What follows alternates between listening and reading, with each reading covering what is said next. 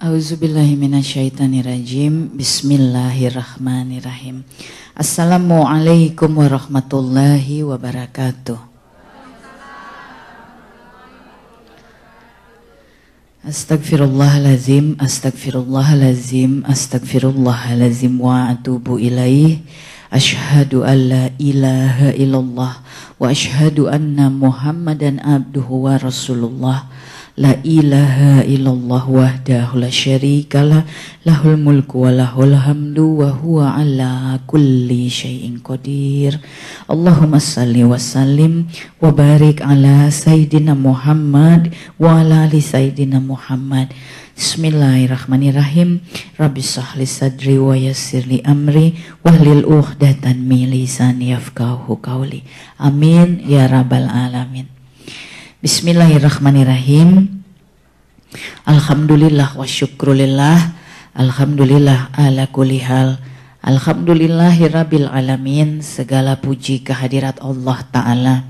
Segala puja kita haturkan kepada Allah. Kita rendahkan diri ini serendah-rendahnya. Bahkan kita lenyapkan keberadaan diri ini di hadapan Allah.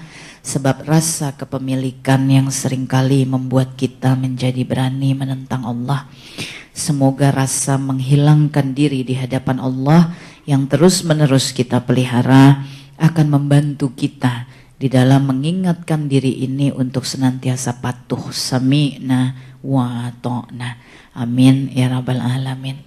Salawat dan salam pada Nabi besar yang senantiasa kita rindukan, Nabi Muhammad Sallallahu alaihi wasallam, beserta para istri beliau, keluarga, Amirul Mukminin, para sahabat, orang-orang salih, tabi'in, syuhada, syahidah, mujahid, mujahidah, para penegak agama Allah, alim, ulama, kiai, ustadz, ustazah yang terus memperjuangkan agama Allah, seluruh pengikut Nabi Muhammad SAW, semoga kita termasuk di dalamnya sampai di akhir zaman. Allah ridho berikan syafaat bagi kita semua yang hari ini tetap teguh memegang akidah Islam. Amin ya rabbal alamin. Berikutnya ingin terlebih dahulu mengaturkan terima kasih kepada keluarga besar komunitas muslim di Los Angeles ini ya. Biasanya kalau dengar Los Angeles tuh yang keinget langsung Hollywood gitu, Beverly Hills, Melrose Place gitu ya. Yang teringat apa? Rodeo Drive gitu ya. Udah yang teringat semua urusan kenikmatan dunia. Tapi luar biasa, berbincang-bincang singkat dengan beberapa saudara-saudari kita yang ada di kota ini, maka saya mendengar komunitas Islam di Los Angeles itu sebetulnya banyak loh, tapi tersebar begitu. Jadi artinya lain waktu, lain kali kemanapun pergi, kemanapun berbicara tentang Los Angeles, saya nggak ngomong lagi Hollywood, ngomongnya Islam di Los Angeles ya. Masya Allah, utamanya komunitas Islam Indonesia yang ada di Los Angeles. Terima kasih banyak atas penerimaannya pada rangkaian perjalanan saya safari dakwah keliling dunia. Saya diamanahi oleh Allah Ta'ala dalam proses hijrah saya ini, maka sampai dengan tutup tahun 2015 teragenda di 24 negara seluruh dunia dan Amerika adalah negara ke-12. Mohon doanya semoga rangkaian perjalanan sampai akhir tahun diselamatkan oleh Allah, diberi kekuatan lahir dan batin, utamanya mengusung kebesaran Islam, kemahaagungan Allah dan suri tauladan yang terlalu agung dari Rasulullah SAW, sekaligus sebagai anak bangsa Indonesia memperkenalkan sebuah negara dengan komunitas Islam terbesar di dunia yang sampai hari ini masih hidup rukun damai berdampingan. Amin ya rabbal alamin. KJRI Los Angeles diwakili oleh Konsulat Muda Bidang Ekonomi, Pak, yang keinget Pak Hadinya ya. Soalnya kita mendoakan kalau nama belakangnya sama, nanti jenjang karirnya sama insya Allah. Amin ya rabbal alamin. Terima kasih banyak Bapak. Tapi karena beliau tadi panggil saya Mbak, jangan-jangan saya harus bilang terima kasih banyak Adek gitu. Dengan serta-merta karena beliau udah menyampaikan ini sama dengan kakak saya. Jangan-jangan adik sama kakak beda umur 10 tahun gitu ya. Jadi saya boleh panggil adik juga, Masya Allah. Umur ini kok cepat sekali ya, jangan-jangan sebentar lagi sudah habis ini. Baiklah, Bunda, Ayahanda, saudari-saudariku sesama muslimah yang dirahmati oleh Allah Ta'ala. Sekali lagi terima kasih atas penerimaannya, terima kasih KJRI, terima kasih Pak Farhad dan seluruh tim panitia, terima kasih Bunda Heni, Mbak Yuli, semua yang sudah bekerja keras untuk dapat menyelenggarakan majelis hari ini. Saya menjelaskan dulu sedikit tentang rangkaian perjalanan saya dalam kaitan apa, mengapa, bagaimana sebelum nanti saya akan membuka dengan sebuah syair hikmah yang akan saya bacakan. Perjalanan ini tajuknya An Inspiring Spiritual Journey of Peggy Melati Sukma. Mungkin Mbak Yuli tadi sekelumit membacakan profil perjalanan hidup saya. 21 tahun saya berkiprah sebagai seorang profesional. Mungkin Indonesia mengenal saya sebagai seorang selebriti. It's been 21 years I've jumped into a professional career. Indonesia knows me as a multi-talented celebrity because saya berkiprah in many sectors in entertainment industry in Indonesia. I'm a movie star, I'm a TV star, I'm a presenter, I'm a host, I'm a singer, I'm a performer in the stage for the performing arts. Saya juga model, saya catwalk model, macam-macam sekali profesi di dalam entertainment industry di Indonesia. Di belakang layar saya seorang produser, saya memproduksi film layar lebar, memproduksi iklan, memproduksi film dokumenter, memproduksi banyak sekali event baik skala nasional maupun internasional.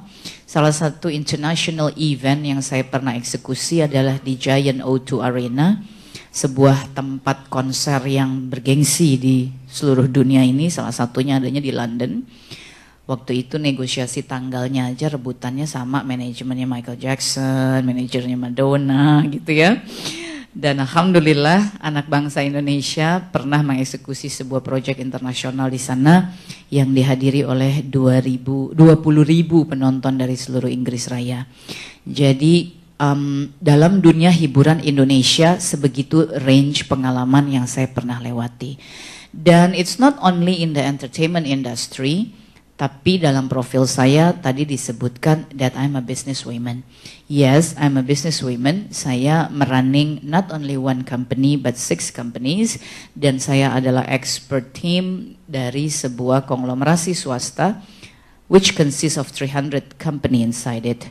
Jadi I have experiences running my own business and also become an expert team in a giant corporation which have like more than 300 companies inside it. Beside itu saya seorang social worker, saya pekerja sosial karena saya datang dari latar belakang keluarga yang miskin.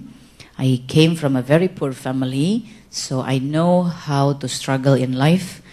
Dan waktu saya memasuki usia teenagers dan saya mendapat kesempatan terjun secara profesional di dalam pekerjaan di dunia hiburan ketika usia saya 13 going to 14, dan pada saat itu 2 tahun kemudian saya sudah menginisiasi sebuah gerakan sosial untuk membantu anak-anak yatim dan duafa agar mereka bisa tetap sekolah.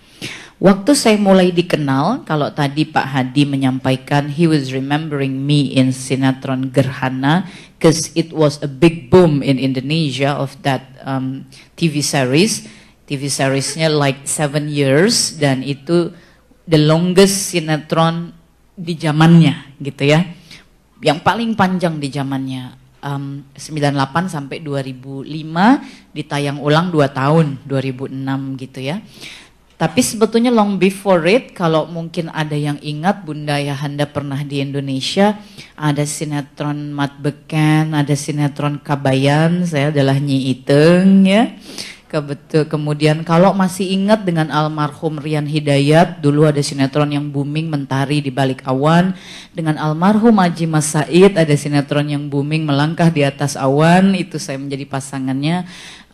Macam-macam sekali sinetron-sinetron yang saya pernah mainkan, walaupun big boomnya adalah di Gerhana itu, pusing gitu ya.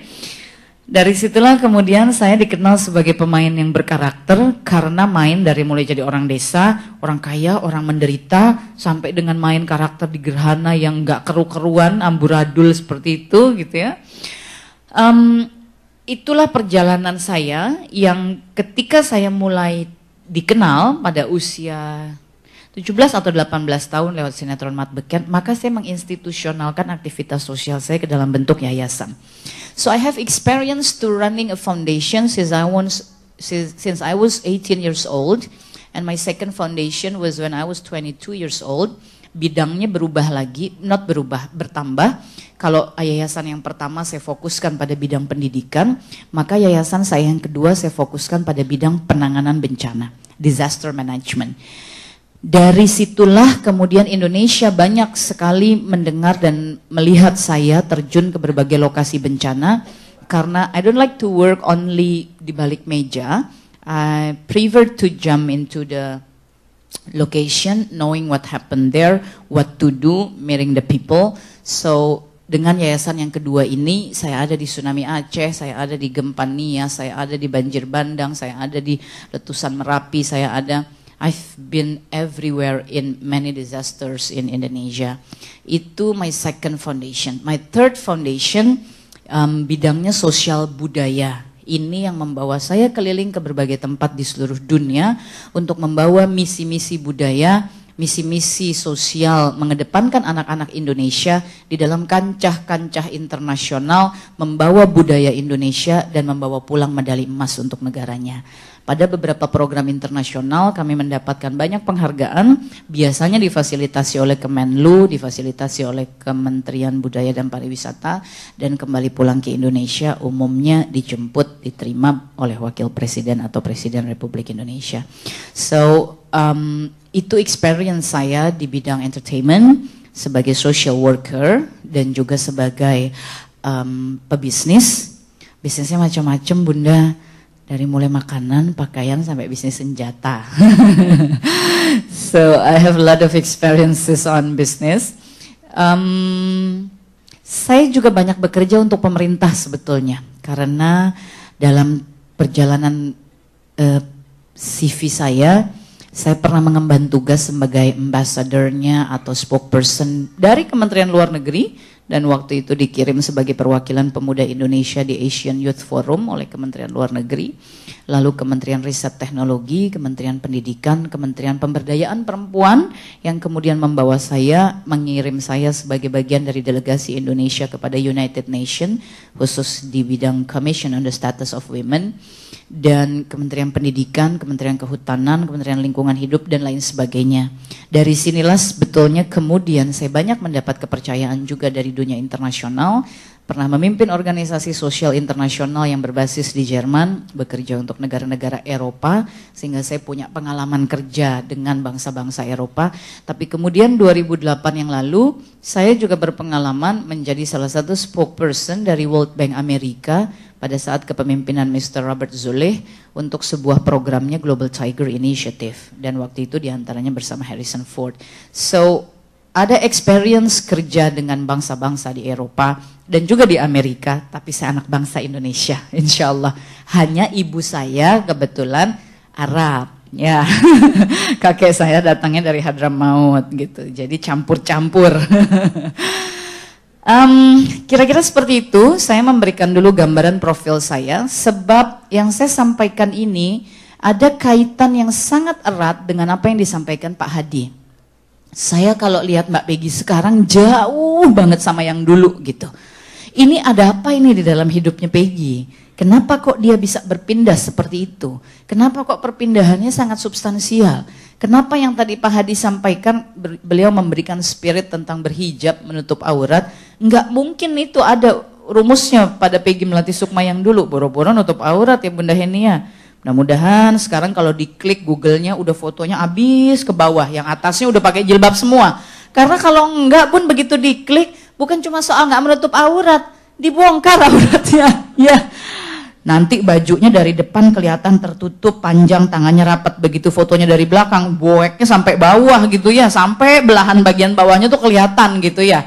Nanti sekali waktu kainnya kelihatan tebal, tapi begitu fotonya ditarik ke bawah perutnya kemana-mana, roknya segini gitu ya. Kalau enggak pakai short gitu, yang ketat banget.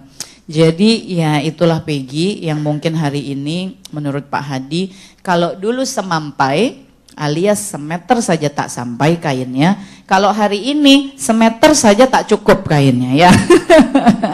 Mesti 4,5 meter ini lapis-lapis sampai dalamnya. Masya Allah. Maka insya Allah an inspirational spiritual journey adalah sesi saja berbagi inspirasi. Saya minta maaf lahir dan batin terlebih dahulu sebab saya merasa sebetulnya tak pantas duduk di hadapan bunda dan ayahanda. Saya mungkin jauh lebih muda, saya bukan orang yang berilmu, saya bukan orang baik, saya bukan orang yang suci, saya bukan orang yang benar. Justru karena saya ahli dosa, karena saya pendosa, karena saya pernah tahu bagaimana menjadi orang yang melawan Allah, maka mungkin hari ini saya dalam tanda kutip diberikan kesempatan sekaligus pembelajaran oleh Allah. Begitu pindah belajar lagi Islam, maka kata Allah, jangan berhenti, diputar saya ke berbagai wilayah seluruh dunia, diputar saya ke berbagai wilayah seluruh Indonesia untuk menyampaikan apa yang saya rasakan tentang Tuhan saya dan Nabi saya, untuk menyampaikan apa yang saya rasakan dari kegaiban Islam dan Al-Quran, sekaligus diminta saya belajar dan melihat, lihat ini loh saudara-saudaramu yang terus menjaga akidahnya bahkan waktu mereka ditempatkan di negara seperti Amerika. Ini loh saudara-saudaramu yang berjuang untuk bisa punya masjid. Padahal mereka ada di negara seperti Eropa misalnya. Saya disuruh keliling untuk melihat, ini lihat. Saudara-saudaramu yang berjuang menjaga akidah Islamnya. Lu kemana aja? 21 tahun gitu ya. Belum kalau melihat saudara-saudara kita di Palestina, saudara-saudara kita di Gaza yang untuk memperjuangkan akidah Islamnya habis dibombardir dengan senjata.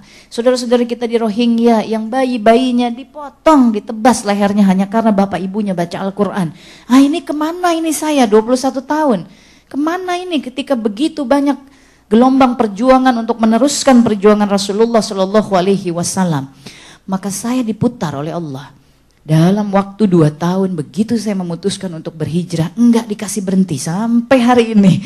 Enggak dikasih berhenti, terus saja setiap hari diputar. Tentu itu bukan saya, tentu itu bukan dompet duafa, tentu itu bukan Pak Farhat, tentu itu bukan KJRI, tentu itu bukan Bunda Heni. Ini yang saya sebut ini termasuk diri saya semuanya hanya fasilitas, hanya wasilah-wasilah, tapi yang menjalankan dan menggerakkan, memintalnya sehingga terjadi silaturahim ini adalah Allah Ta'ala. Allahu Akbar. Maka Bunda, sebelum saya sampaikan sedikit kajian inspirasi dan kemudian Mbak Yuli nanti akan membantu memandu lagi sesi tanya jawab, berdiskusi, bincang-bincang, sharing, saya ingin membacakan dulu satu syair hikmah yang saya tulis di buku kedua saya. Kebetulan saya sudah menulis 4 buku, 21 tahun diminta sama 10 penerbit gak jadi-jadi bukunya. Hijrah 2 tahun, 1 tahun pertama bikin buku 4. Allahu Akbar. Ya karena basisnya Islam gitu ya isinya. Tapi waktu 21 tahun itu dikasih tema ini, dikasih tema itu, kasih tema percintaan, kasih tema segala, nggak diizinkan sama Allah. Tapi begitu berhijrah setahun 4 buku basisnya semua Islam. Insyaallah, Allahu Akbar. Itu tahadus bin nikmah. Bukan saya yang mampu, nggak pernah saya ini mampu apa-apa, nggak bisa. Tapi kebesaran Allah. Kalau Allah mau, nggak ada yang nggak mungkin. Kalau Allah tentukan, nggak ada yang nggak terjadi. Tapi kalau kata Allah tidak, nggak ada yang bisa memaksa. Maka dalam hidup ini nggak perlu dimulai dengan suuzon pada apapun, apalagi kepada Allah Ta'ala. Dalam hidup ini nggak perlu ngotot-ngotot habis-habisan mati-matian kejar dunia. Mau ngotot kayak gimana, kata Allah, kun fayakun. Cuma itu kuncinya. Kalau enggak, ya enggak. Maka jangan habiskan hidup ini untuk ngotot mati-matian hanya bagi hal-hal yang sifatnya dunia. Kemana akhirat kita kalau dunianya habis-habisan kita kejar? Padahal dunia dan akhirat semuanya adalah kun fayakun. Saya baca dulu syair hikmahnya, boleh ya Bun ya?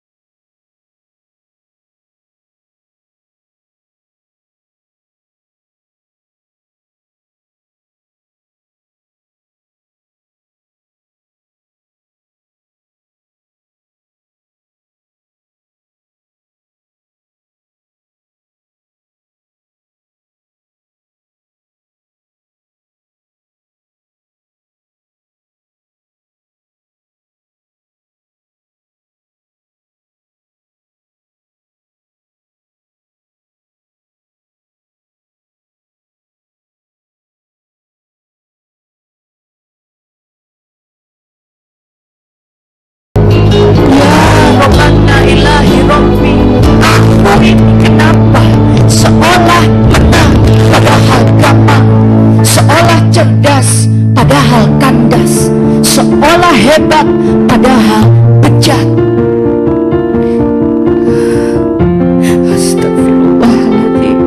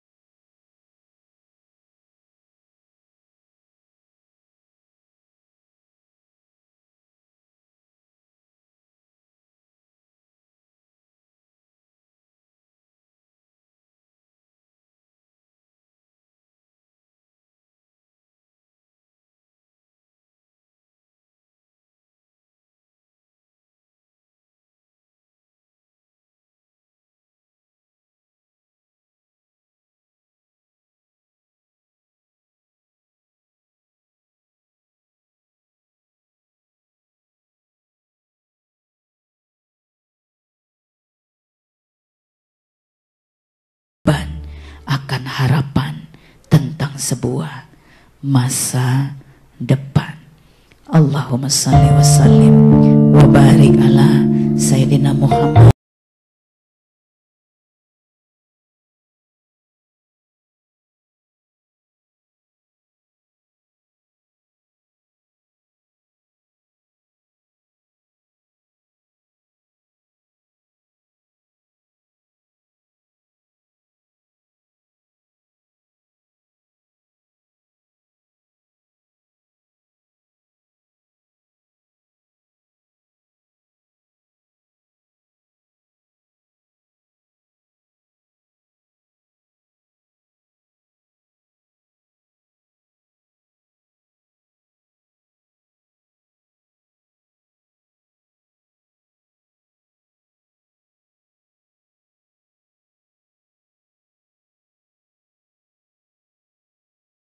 Yang ada di air yang tenang. Mudah-mudahan air yang tenang itu air yang menuju pada cinta ilahi Rabbi.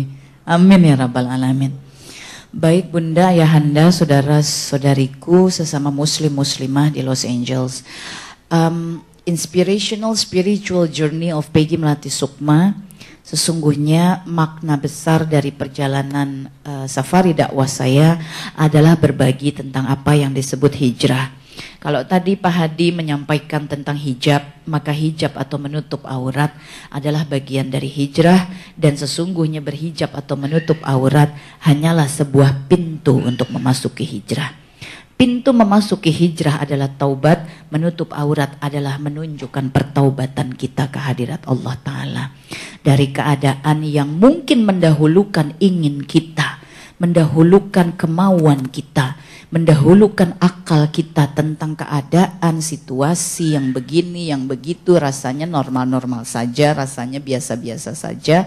Kemudian kita menghijrahkan diri dengan mendahulukan apa yang diminta oleh Tuhan kita. Sebab kita adalah muslim. Sebab Muslim mengatakan asyhadu alla ilaha illallah wa asyhadu anna Muhammadan abduhu wa rasulullah. Tidak ada Tuhan selain Allah dan Nabi Muhammad adalah utusan Allah. It's about a commitment. It's about a promise. Kita nggak diminta menuliskannya dimanapun. Nggak diminta.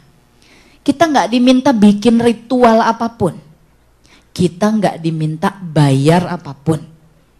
It's just syahadah. Tapi apa makna besarnya? Because kita nggak diminta tanda tangan kontrak apapun. Nggak diminta bayar apapun. Nggak diminta menuliskannya dimanapun. So syahadah means, are you willing to have a connection with your God? Punya nggak keinginan terkoneksi dengan Tuhanmu lewat kegaiban yang tidak bisa dikejar dengan akal kita?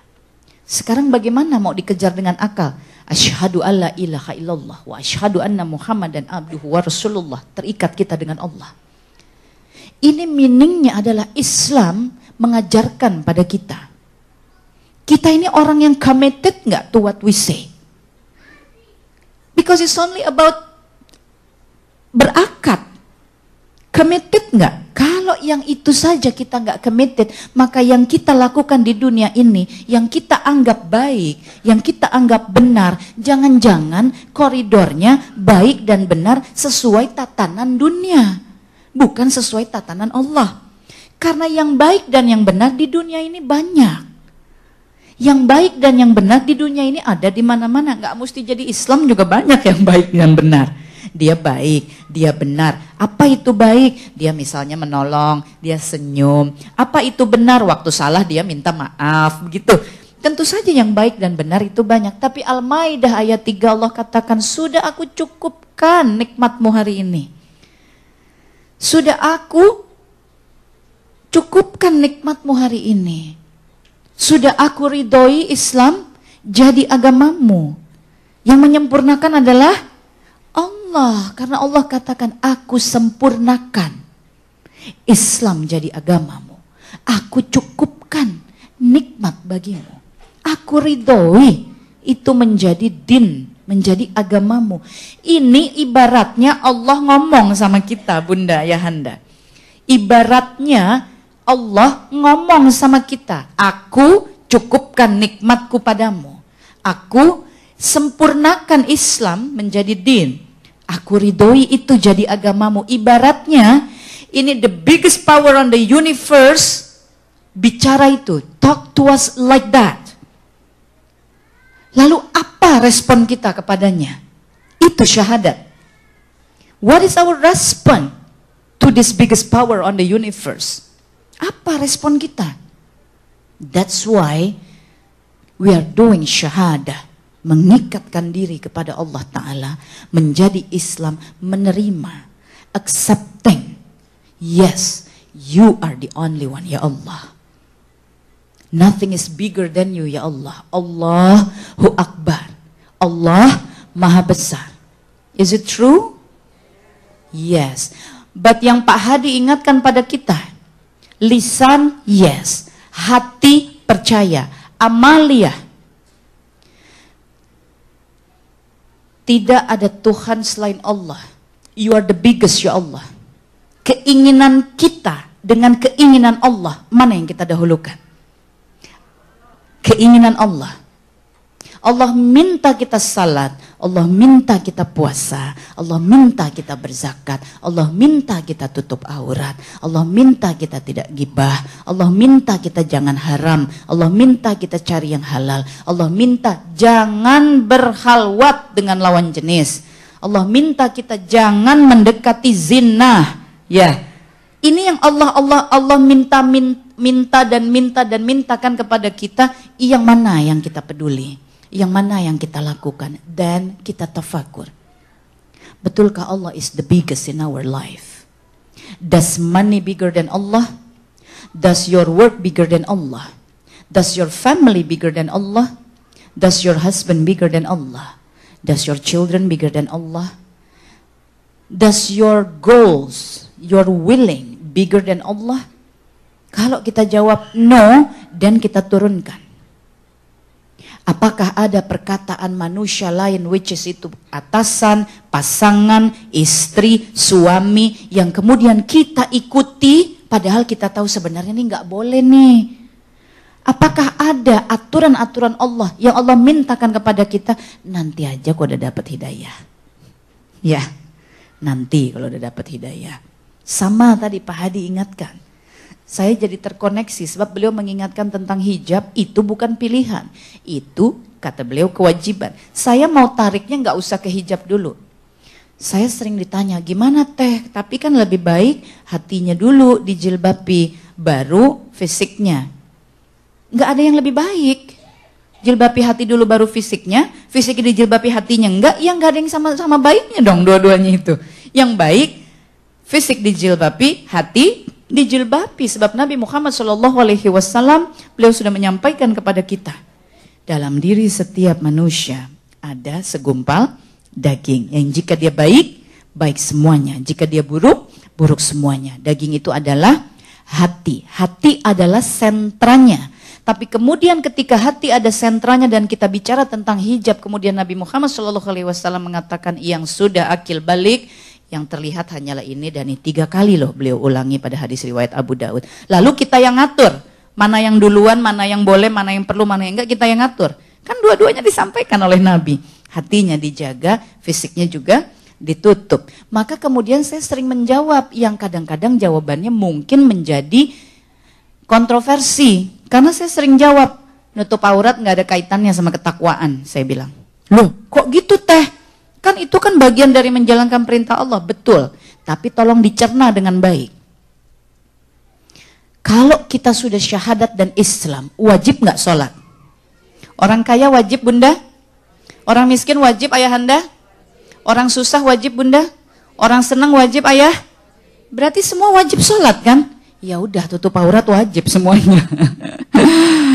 Muslimah, akil balik, ya wajib. Kalau wajib, kita ini sholat tiap hari, betul. Kita ini dari diajarin sholat sampai hari ini insya Allah sholat. Maaf saya tanya, masih nggak ada yang suka ngomongin orang? Tapi sholatnya berhenti nggak? Ya sholat orang wajib gitu ya. Persoalannya yang beliau sampaikan tadi adalah ketika lisan sudah mengucap, hati sudah percaya, menjadi amaliyah. Lisan kita sudah selesai syahadat. Hati mungkin sudah yakin kehadirat Allah Ta'ala, nggak ada Tuhan selain Allah. Ya, tidak ada Tuhan selain Allah. Nah, amaliyah ini yang kata Nabi, al-iman yazid wa yangkus.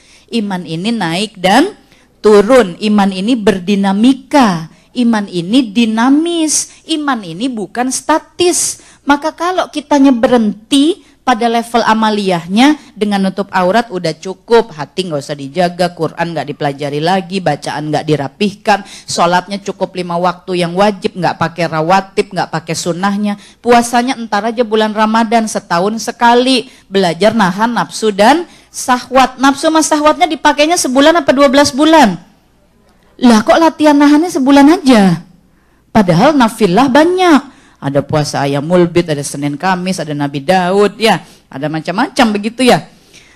Maka ini pada level amaliyah terus ada gradasi peningkatannya juga. Selain iman, punya level lisan, hati dan amal. Pada level amal ini yazid wa yangkus. Maka kita berjuang pinginnya ya zid, maunya karena kalau dalam hal iman kita nggak punya keinginan untuk terus naik, nggak punya keinginan untuk terus meningkat, jangan-jangan nanti yang dunia akan terus dikasih peringatan habis-habisan sama Allah. Karena untuk urusan yang dunia seringkali kita, ya Allah saya ini nggak punya motor, ya Allah mudah-mudahan diizinkan dapat rezeki bisa punya motor. Jreng-jreng kebeli motornya. Ya Allah saya naik motor tiap hari kehujanan, kepanasan, ya Allah mudah-mudahan izinkan beli mobil. Jreng-jreng punya mobil. Ya Allah saya punya mobil 1 ribut mulu sama anak, sama suami pakainya ganti-gantian, mudah-mudahan bisa beli 1 lagi. Ya Allah, jreng-jreng ya bun ya. Ya Allah saya ini nggak punya rumah, ya nggak apa-apa deh ngontrak juga kamar 1 nggak apa, jreng-jreng ngontrak kamar 1. Ya Allah sempit banget, umpel-umpelan tidur bareng-bareng ya. Kalau boleh ngontraknya kamar 2, kamar 3, jreng-jreng. Udah tinggal 2 tahun, 3 tahun, 4 tahun. Ya Allah, kapan kebeli rumah? Ini kan ya naik terus. Naik terus. Nah, kalau yang iman tidak diniatkan, diusahakan, dipercayai, diamalkan dalam bentuk perjuangan yang meningkat terus, yakin saya, yang dunia dihajar terus dengan ujian. Kenapa? Karena yang akhirat ditinggalkan, dilupakan. Kok jadi dihajar terus ujian sama Allah? Kok begitu Allah sama kita? Ya bukan begitu. Sebab hanya dengan mengingat Allah, maka jiwa kalian akan menjadi tenang. Arad, ya. Hanya orang-orang yang beriman, yang ketika nama Allah disebut, hatinya bergetar. Ayat-ayat Allah dibacakan, imannya terus bertambah kuat. Dia berikhtiar dengan tawakal hanya kepada Allah Ta'ala. Ini orang-orang yang beriman. Maka kalau our characteristic is way beyond the characteristic of orang yang beriman, dan Allah akan tuntun kita. Sebab kalau nggak beriman, nggak dapat jannah. Padahal jannah Allah ciptakan untuk hamba-hambanya yang beriman. Kalau jahanam untuk siapa? Iblis. Dalam kisahnya di surah Al-Hijr juga dihukum sama Allah, dilempar ke jahanam. Tapi sebab iblis meminta waktu penundaan hukuman. Please postpone the punishment. Iblis said like that to Allah. And then Allah said, okay, you got it. Kamu dapat penangguhan itu. Then what you gonna do? Maka kata iblis, I promise you ya Allah, till the end of the world, yang akan dilakukan adalah menggoda hamba-hambamu. Menggoda terus, mengganggu terus, mempengaruhi terus hamba-hamba Allah. Why? Because iblis knows that at the end, they will go to Jahannam. So they are looking for friends to go to Jahannam. That's the promise of iblis. Jadi, apa yang dikatakan surah Al-Hijr tentang ini? Maka Allah menjawab. Ibaratnya, saya nggak kutip langsung. Allah menjawab, silahkan. Sebab hamba-hambaku yang beriman, mereka yang mau peduli pada aturanku, mereka akan tertuntun kepada jalanku pulang ke jannah. Udah, nggak repot kuncinya. That's why Allah give Al-Quran to us. Supaya apa? Biar menang lawan setan. Lah kitanya nggak mau menang lawan setan. Peggy Melati Sukma ini nggak mau menang lawan setan, Bun. 21 tahun, ya.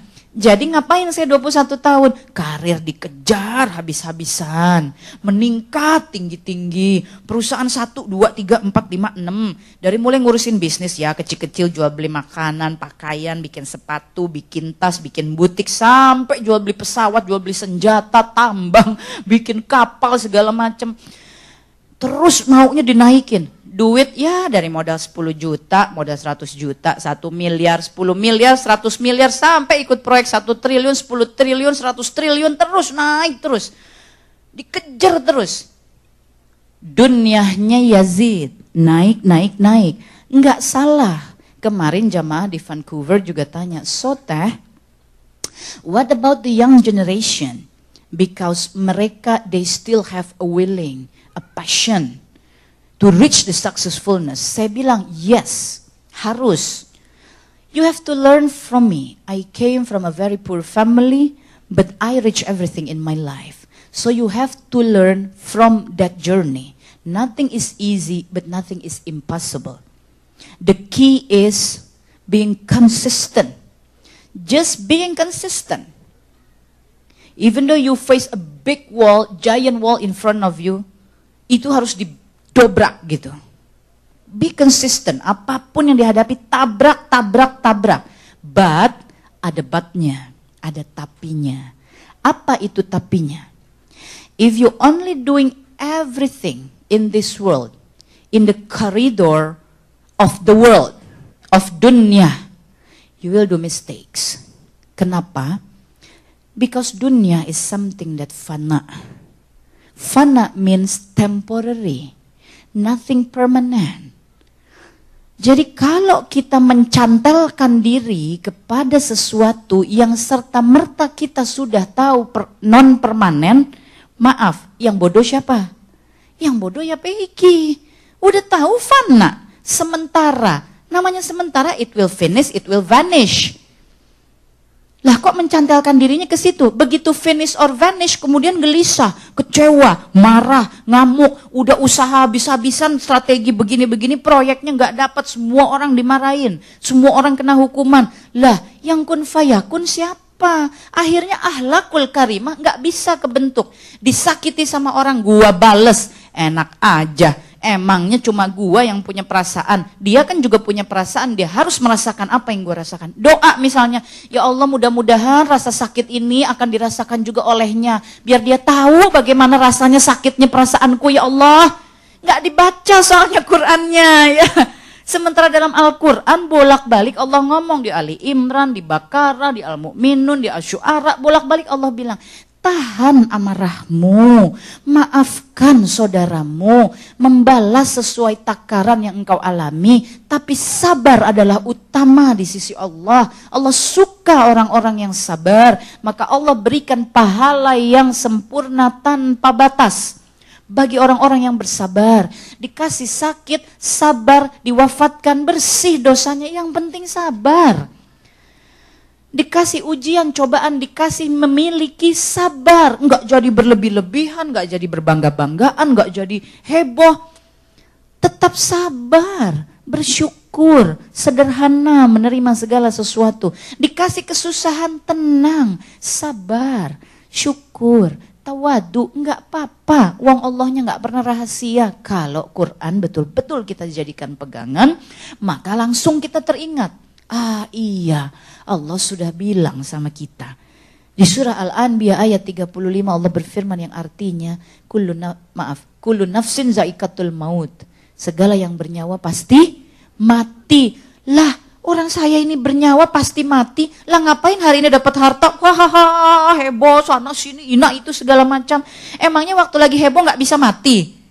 Mati orang, setiap yang bernyawa pasti mati. Nanti dapat harta, dapat jabatan, dapat uang, dihadapi dengan heboh, wah senang-senang, happy-happy, saat itu mati. Maka matinya dalam keadaan sia-sia, jangan-jangan maksiat.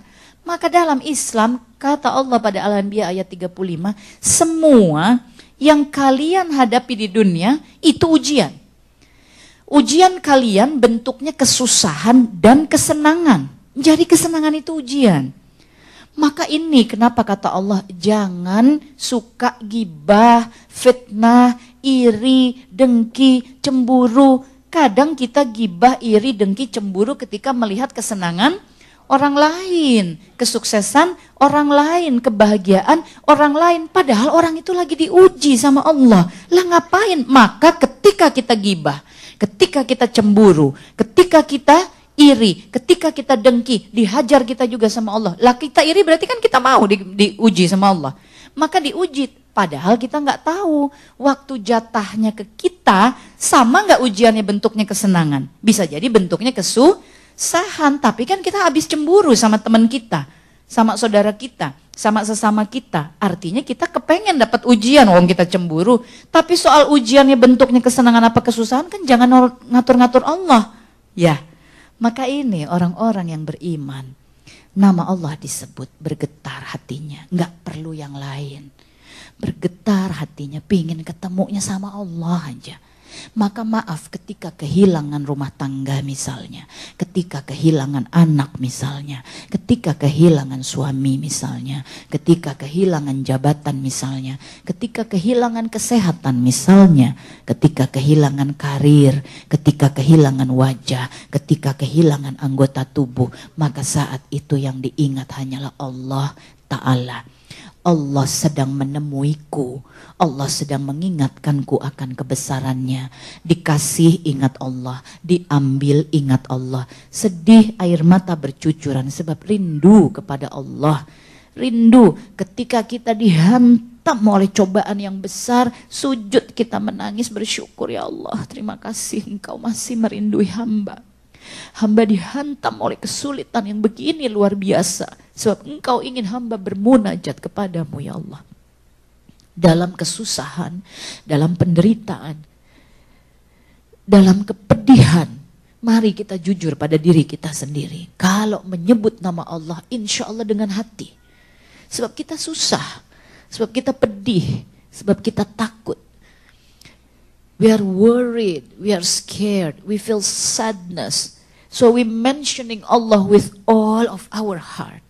But sometimes when we are happy, get successful, what we remember in our mind is our friends, is party, is celebration. Sometimes we mentioning Allah only as a formality. Alhamdulillahirabbil alamin, makasih ya Allah dapat rezeki, cihui, cihui, cihui, gitu ya. Maka ini, sebab Allah hanya melihat kepada hati. Pada hadis Qudsi, Allah katakan, I don't see your physique, I don't see whether you are wealth or you are poor. I don't see it. What I see from you is only your faithfulness to me. Cuma itu, and your heart. Cuma iman dan hatimu, kata Allah. Maka karena Allah ini yang punya lauh mahfuz, karena Allah tahu bahwa cara kita pulang ke jannah adalah dengan menjadi hamba yang beriman. Menjadi hamba yang beriman adalah memiliki hati yang terjaga. Maka dalam perjalanan hidup kita, Allah akan selalu tolong kita agar kita kembali pada hati. Jadi kalau dicabut segala kepemilikan, itulah waktunya kita benar-benar bersyukur, benar-benar bertafakur, benar-benar melihat bagaimana ikatanku pada Quran selama ini, bagaimana ikatanku pada perintah-perintah Allah selama ini, bagaimana ikatanku kepada tuntunan Nabi Muhammad selama ini. Jangan-jangan aku baca Quran sebulan sekali di majelis, setiap hari aku sibuk gak sempat buka Qurannya. Jangan-jangan aku mengkaji seminggu sekali di majelis, begitu majelis minggu depan aku lupa kajiannya karena nggak dibuka tiap hari di rumah.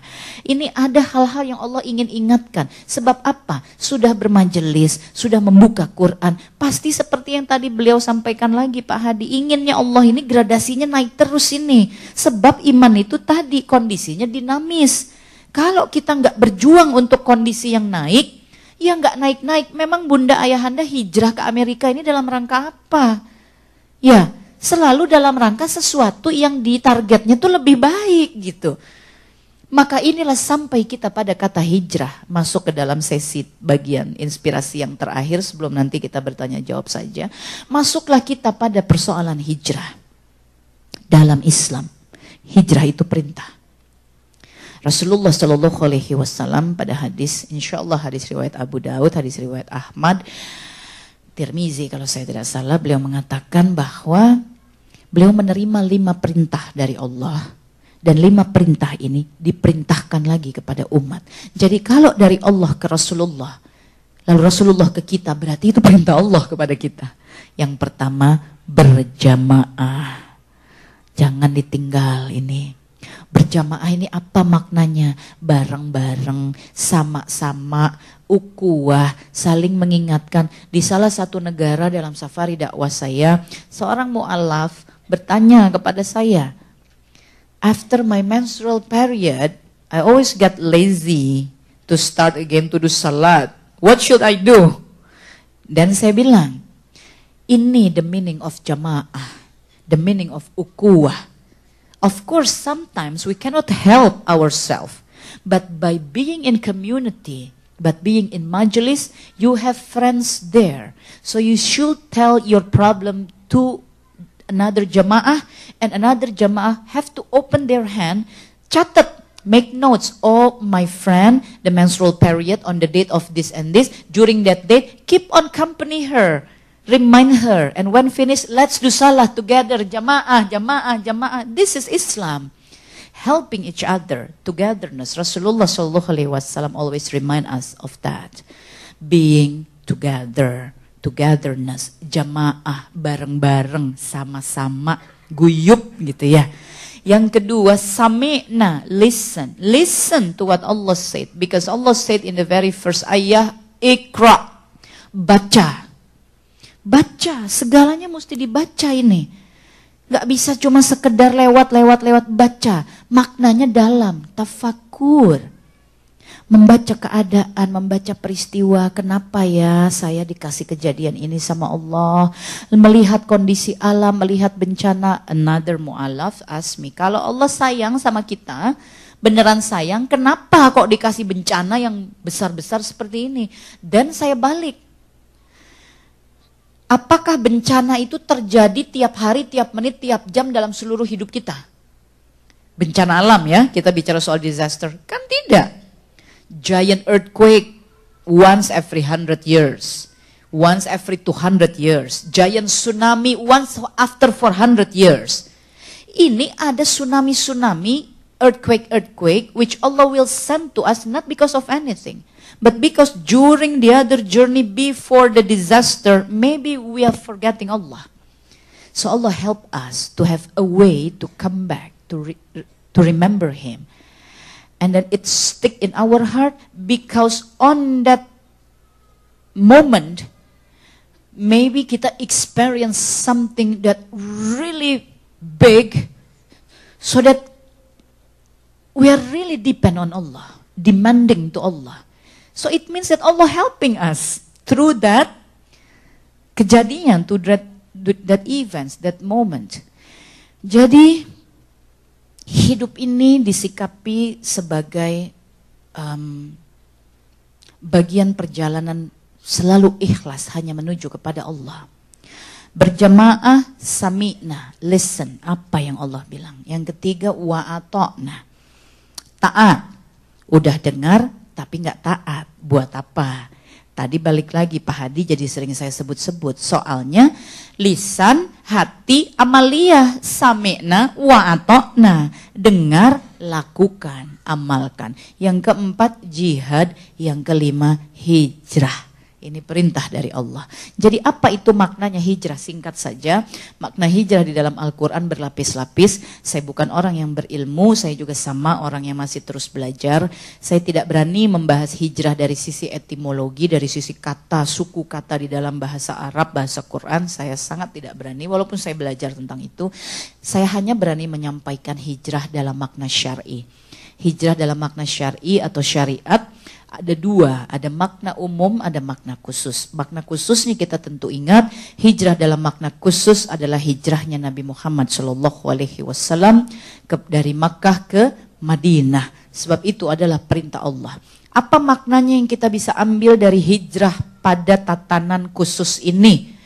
Makna yang bisa kita ambil, hijrah itu satu paket dengan susah, fitnah, cobaan, kerepotan, perjuangan, dan satu paket dengan ganjaran, surga, ketenangan, kedamaian, pertemuan dengan Allah, insya Allah. Jadi kalau mau dapat paket yang di belakangnya, paket yang di depannya mesti mau dulu dijalanin. Karena itu yang dijalankan oleh Rasulullah. Ini kita gimana ini? Begitu hijrah diomongin, balik lagi deh, ntar dulu, mikir dulu hijrahnya. Ya. Baru mulai tutup aurat datang jemaah ke saya, teh gimana teh, saya baru mulai pakai jilbab, tapi saya langsung dibilangin, kamu nggak boleh lagi ya bawain acara, kita nggak bisa lagi ya pakai kamu begini, kita nggak begitu. Terus saya gimana, kamu udah tutup aurat berapa lama? 1 minggu. 1 minggu udah mau balik lagi. Gimana ini? Gimana dengan apa teh? Gimana dengan perjuangan para nabi-nabi kita yang sejak awal diminta oleh Allah mensyiarkan agama tauhid? Adakah nabi kita yang tidak dizalimi? Adakah nabi kita yang tidak dikejar-kejar untuk dibunuh? Adakah nabi kita yang tidak mengorbankan seluruh dirinya, hartanya, keluarganya demi perjuangan agama Allah? Adakah nabi-nabi kita yang tidak difitnah? Adakah nabi-nabi kita yang tidak disiksa? Dibakar Nabi Ibrahim, ya. Nabi Musa terus saja diuber mau dibunuh. Nabi Muhammad SAW sholat ditempukin kotoran, ya. Kemana-mana dikejar-kejar pakai pedang. Berapa lama ini perjuangan menegakkan kalimat tauhid? Berapa lama dari Nabi Adam sampai Nabi Muhammad SAW? Baru dari situ terus Amirul Mukminin, selepas Amirul Mukminin, nah para manusia ini meneruskan, tibalah di masa kita. Terus kita mau loyo-loyo gitu, disuruh hijrah aja, ya baru sebentar balik lagi, baru sebentar ini. Kita ini kan bukannya tahu-tahu ada, Kita ini ditakdirkan Allah menjadi Islam sebab ada riwayat perjalanan dari Nabi Adam nyampe di kita. Maka ini perjuangan tidak pernah selesai. Insya Allah. Masya Allah, jamaah begini banyaknya, masjid begini besarnya. Ini negara bukan negara Islam. Ini bukan negara dengan mayoritas Islam. Tapi bisa seperti ini, jihad fisabilillah. Masya Allah, dikasih ladang jihad. Keluar pakai begini aja, saya datang pakai begini aja, baru datang tiap jalan orang ada aja yang lihat dari atas sampai ke bawah diliatin. Makan sama Pak Farhad diajak di kafe, orang lihat kayak begini dari atas sampai ke bawah. Saya bilang, saya ini kenapa sih, apa gitu yang salah? Kali mereka bilang, nih orang rada singit kali ya, summer kok kayak begini pakaiannya katanya. Nggak mudeng bahannya ini, jalannya ngewer-ngewer gitu kan. Belum lagi anak-anak mudanya kan semalam begitu masuk, ininya segini, anaknya begini. Saya bilang, waduh Peggy Melati Sukma zaman dulu nih gitu ya. Begitu saya lihat, oh saya kalau ke Amerika sebelum ini, ya begitu. Langsung jadi segini pakai sepatu boot ininya itu ya langsung kayak begitu. Tapi sekarang saya kayaknya monster, jeng-jeng gitu, orang ngeliatin kayak gitu. Suami istri duduk, begitu saya duduk langsung nengok kayak gini. Lihat lagi kayak gini. Kok di Jakarta rasanya pengen saya samperin, ngomong apa gitu ya. Sayang memang di sini saya makhluk aneh kali ya. Jadi mendingan yang aneh yang ngalah gitu deh ya. Yang waras yang ngalah ya. Iya, Masya Allah. Jadi sekali lagi Bunda, alhamdulillah wa syukrulillah perjuangan Bunda sekalian. Saya juga mendengar insya Allah lagi niat nawaitu cita-cita pengen punya masjid ya. Walaupun KJRI sudah memfasilitasi masjid, mudah-mudahan bisa tercapai cita-citanya. Kalau berjamaah mudah-mudahan bisa. Kalau sendiri nggak tahu mesti punya duit berapa sampai kapan bisa bangun masjid. Kalau berjamaah nggak hilang catatannya, sama di hadapan Allah ya bangun masjid gitu ya.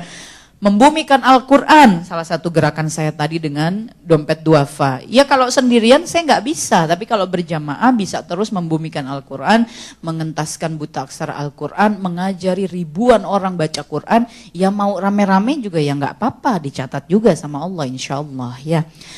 Mudah-mudahan kita selalu diberi kekuatan untuk melakukan perjuangan bagi agama Allah, menempatkan kalimat Allah lebih tinggi dari apapun juga, menempatkan Rasulullah sebagai pemimpin di atas segala pemimpin apapun juga. Sehingga jika rasa itu terus kita gosok di dalam hati kita, enggak ada pedihnya mengorbankan apapun untuk agama Allah. Enggak ada pedihnya saya menghilang dari dunia keartisan. Enggak ada pedihnya saya tutup semua perusahaan-perusahaan saya. Enggak ada pedihnya saya bekukan semua jabatan-jabatan nasional, internasional. Ini kok saya bingung, kok enggak ada rasa pedihnya. Padahal dulu gagal sedikit aja ngamuk, nggak tahu kayak apa ngamuknya. Ini kok nggak ada pedihnya, kenapa? Sebab dalam proses hijrah saya dibimbing, dituntun, diajari, memelihara ikatan pada Al-Quran. Dibaca, diresapi, dimaknai, diamalkan. Ini malu begini besarnya kekuasaan Allah, begitu cintanya Allah pada kita, begitu dahsyatnya kemampuan Allah. Kita nih hilang lenyap di hadapan Allah. Ya Allah, kemana aja saya 21 tahun ini bangga-bangga, rasa sukses, rasa berhasil, rasa terkenal, rasa punya ini, rasa punya itu. Mungkin sikap kita pada manusia tidak sombong, tapi persoalannya bagaimana sikap kita pada Allah?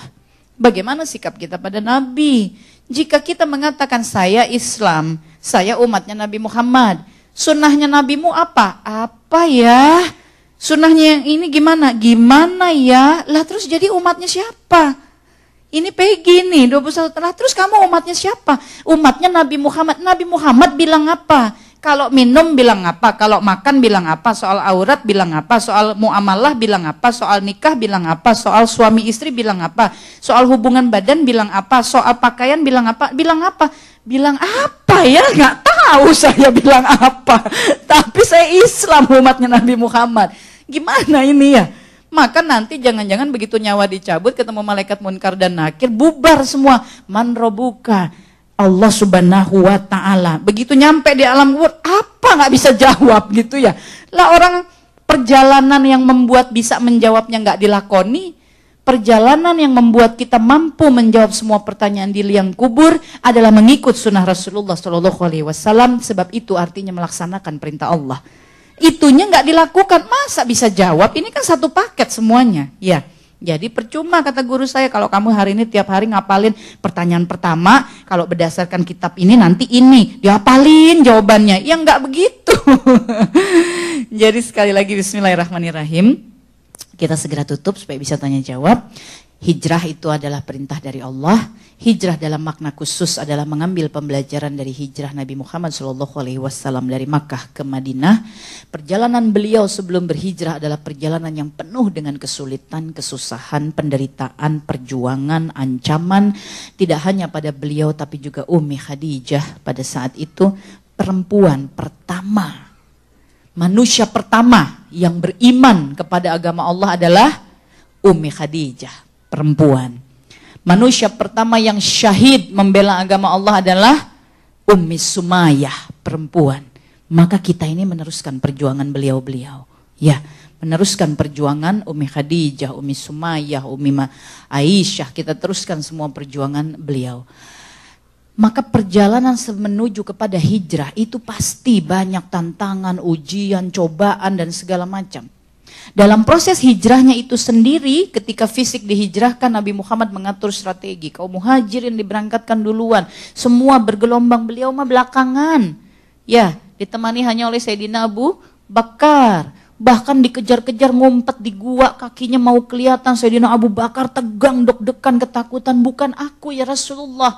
Bagaimana jika mereka menangkapmu? Maka apa kata Rasul? Kata Rasul, ada Allah yang melindungi kita. Maka belajar kita dalam hijrah itu susah. Dalam hijrah itu kita dikejar-kejar lagi oleh tantangan, oleh ancaman dan segala macam. Tapi Rasul udah mengingatkan pada kita, ada Allah bersama kita. Maka pada banyak surah di Al-Quran, siapa yang Ali Imran, astagfirullah, nanti kita buka 100 sekian. Barang siapa yang berhijrah sampai kampungnya dibakar, kehilangan hartanya, kehilangan nyawanya, maka ini yang tinggi derajatnya di sisi Allah. Langsung aku ganjar dengan surga. Dah pokoknya hijrah, nyampe belum nyampe, wafat. Kalau di An-Nisa, niat hijrah karena Allah dan Rasulnya, wafat belum nyampe hijrahnya, pahalanya udah dicatat. Ya, ini hijrah sesuatu yang sangat luar biasa. Terakhir, hijrah dalam makna umum. Ini maknanya di dalam makna global maksud saya. Itu dikaji oleh beberapa ulama, diantaranya Ibnu Taimiyah, Ibnu Arabi. Beliau-beliau ini mengatakan bahwa hijrah punya beberapa gradasi makna. Yaitu berpindah dari satu wilayah, di mana di wilayah itu adalah darul kafir, wilayah kafir yang dipimpin oleh orang-orang kafir, yang tatanan aturannya adalah kafir. Maka kita diminta hijrah pada negara yang darul Islam. Apakah darul kafir ini maksudnya? Ada dua.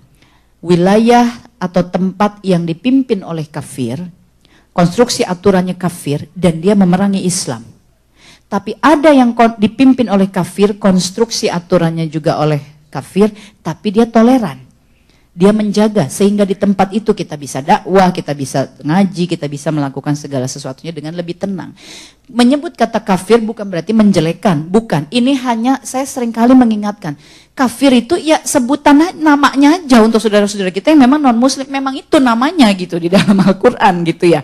Jadi jangan kecil hati, jangan kemudian kok saya jadi kayak menjelekan orang, itu just it is a name, sebutan untuk mereka yang memang non muslim. Jadi berpindah dari negara yang kafir menuju negara yang darul Islam bukan dalam kapasitas melihat kitanya. Tapi kalau di negara yang kafir, yang tatanannya kafir, pemimpinnya kafir, dia tidak memerangi Islam. Kebalikannya, kita adanya di negara Islam, tapi kacau balau, berantakan, sampai kita nggak bisa beribadah, maka kita boleh hijrah ke negara ini. Ya, kita boleh hijrah ke negara ini, pindah, meninggalkan, karena indikatornya adalah bisakah kita menegakkan kalimat Allah, melakukan ibadah, melakukan kewajiban kepada Allah di tempat di mana kita berada. Kalau nggak bisa, maka kita diminta meninggalkan, pindah. Ini pada riwayat dalilnya merujuk kepada ketika Rasulullah meminta kaum muhajirin berpindah ke Habasyah. Habasyah dipimpin oleh kafir. tapi dia toleran, melindungi. Maka diminta kaum muhajirin pindah, muslimin pindah ke sana, hijrahnya ke sana. Karena di sana terlindungi. Ya, itu hijrah yang pertama, dari Darul Kafir menuju Darul Islam, tapi Darul Kafirnya pun dilihat, ya. Bukan kalau Darul Kafir yang memerangi Islam membuat kita nggak bisa melakukan ibadah, mau sholat nggak boleh, mau nggak boleh aja semuanya, maka kita harus pindah ke Darul Islam, ya. Yang kedua, sebetulnya ini yang kedua maknanya seperti yang penjelasan sebelumnya, Darul dolim kepada adil. Nah, dolim ini nggak berarti yang dolim itu pasti negara kafir, aturannya kafir. Yang adil pasti negara Islam, aturannya Islam. Nggak berarti seperti itu. Jadi dolim, apapun tempat wilayah pemimpinnya, tapi dolim. Sehingga Islam tertekan di sana. Nggak bisa melakukan apa-apa. Maka kita diminta menghijrah ke yang Darul Adil. Tempat yang dimana keadilan itu ditegakkan. Sehingga agama Allah bisa berkembang. Sama seperti dari Makkah ke Madinah. Ka'bah adanya di Makkah bukan? Tapi kan disuruh hijrah sama Allah ke Madinah. Ya, karena pada masa itu, ini kan sebetulnya pembelajaran bagi umat selanjutnya. Ka'bah itu di Makkah. Tapi Nabi Muhammad beserta pemeluk Islam pada saat itu disuruh hijrah. Karena ini Darul Zolim. Karena waktu itu di Makkah zolim orang-orangnya. Cara membunuh Umi Sumayyah bagaimana caranya? Diikat di tengah panas, ditubles dari bawah tembus ke atas. Pada riwayat, ya. Maka ini diminta hijrah ini Rasulullah kepada tempat yang adil. Sebab waktu itu Madinah tempat yang tenang, kaum Ansor menerima syiar, toleran, tidak memerangi, maka diminta hijrah dulu ke sana gitu oleh Allah Ta'ala. Ini pembelajaran bagi umat selanjutnya tentang makna dari hijrah. Lalu hijrah juga maknanya adalah pindah dari tempat yang penuh dengan haram. Susah banget kita cari yang halal. Ya udah, jangan diam di situ aja, hijrah, cari tempat di mana kita berkesempatan untuk selalu menegakkan yang halal. Hijrah juga maknanya adalah pemikiran, perbuatan, kelakuan, sikap, semuanya yang bukan aturan Allah menjadi aturan Allah. Dari yang jauh pada Allah menjadi dekat pada Allah. Maka Nabi Muhammad SAW beliau berkata, muhajirin, orang yang berpindah adalah mereka yang selalu meninggalkan apa yang dilarang oleh Allah menuju pada ketakwaan. Ya, itu juga hijrah. Hijrah juga maknanya meninggalkan perdebatan.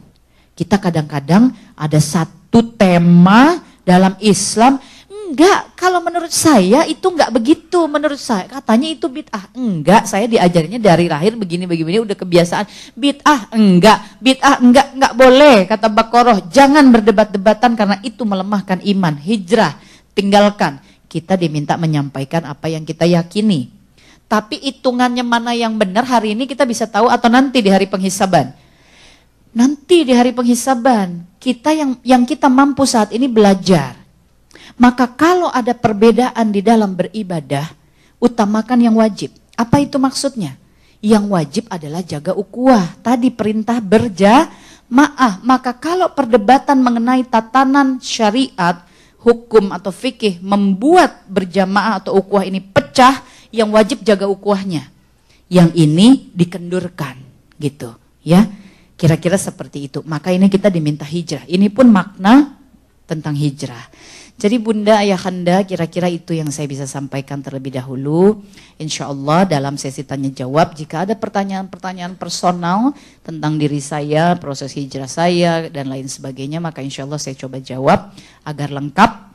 Kita sudah berbagi, sudah sedikit saya menyampaikan tentang makna hijrah. Semoga yang lain-lain munculnya dalam sesi tanya jawab. Insya Allah. Saya belum tutup, saya kembalikan dulu ke Mbak Yuli.